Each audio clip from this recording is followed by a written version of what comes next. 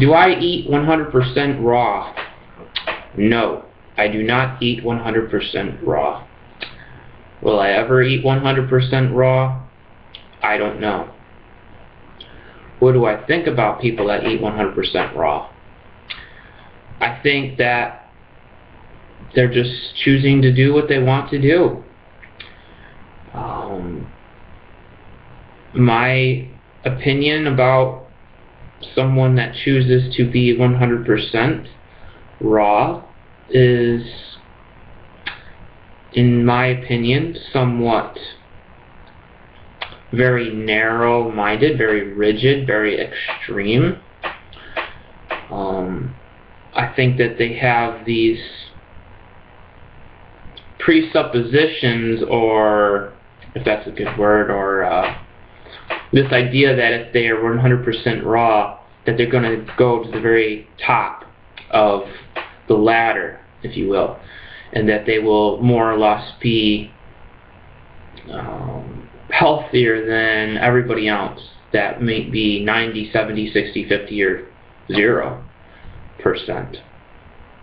So I think that there's an ego thing about being 100% raw, even if they don't admit it openly. I believe that subconsciously there's still an ego thing to it. And I think it's this very twisted and weird, kind of in a way, thinking revolving around this 100% raw diet. You know, from my own observations, and I'm sure other people can see these observations as well, but from my own general understanding and from my own observations, I have noticed that many of these raw food people that have been doing this for many years don't even necessarily look any much different or act that much different than people consuming a standard American diet. And that's just been my own observation. Now, there's very sick people, obviously, on the standard American diet that don't even compare to the people on 100% raw. But honestly, if a person's consuming whole foods, I don't see how someone on a 100% raw vegan diet is any more physically healthier than a person consuming a boiled sweet potato or some organic brown rice cakes, right? Organic brown rice and sea salt. You know, I'm still young. You know, I haven't reached the age of many of these raw food people yet. But I do know that it's more than just eating raw foods. And I know that a lot of times these raw food people aren't as healthy as they could be because of their ideas, their philosophies, the way that they look at food.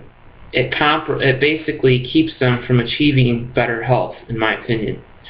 Because a lot of these raw food people, they don't believe in taking superfoods. They think that green superfood powders are just a waste of money.